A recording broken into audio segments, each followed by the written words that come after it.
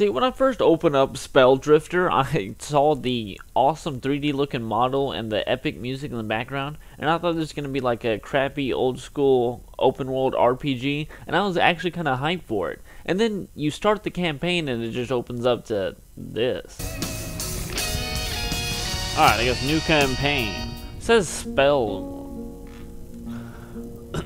Korghon makes his way to the densely packed slum that surrounds the north gate of Starfall. The streets are mostly empty as the noontime sun beats down on the city.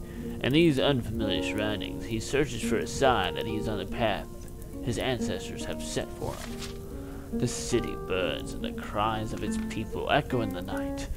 What madness drives these people to war upon themselves? The gates of the city are barred. Is this where my quest for redemption ends? Some forsaken district on the outskirts of the city?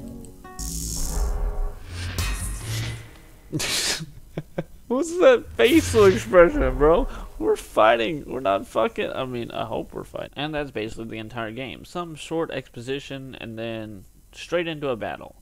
And that's it. That's like you beat this chapter, you go on to the next one. It's the same thing. There's no in between. It's just fight after fight after fight with no voice acting, nothing. I just hate how games like this call themselves role-playing games when you just play a character that they've made up and you don't get to make any choices or do anything that affects any part of the story. You're not role-playing if you have to play a specific character and don't get to make any choices that affects that character. However, I do really like the combat system. Certain actions have more time it takes to do it, so therefore your character will move more ticks down the timeline before it's your turn to move and do actions again.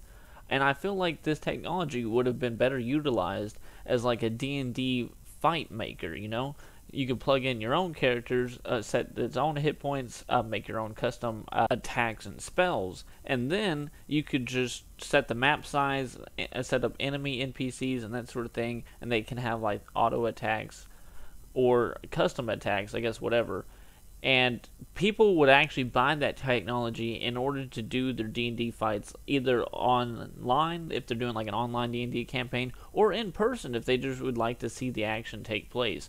And it would be so much better than this game where you're just playing a pre-made character and doing battles over and over again. It's not a good storyline. It feels like I'm playing somebody else's like D&D campaign and somebody else's D&D character. And so I have no attachment to the characters. I don't care about the story, and therefore the fights don't mean anything either. So overall, I'll give it 1 out of 10 bones. It's a really shallow game with no depth to it whatsoever.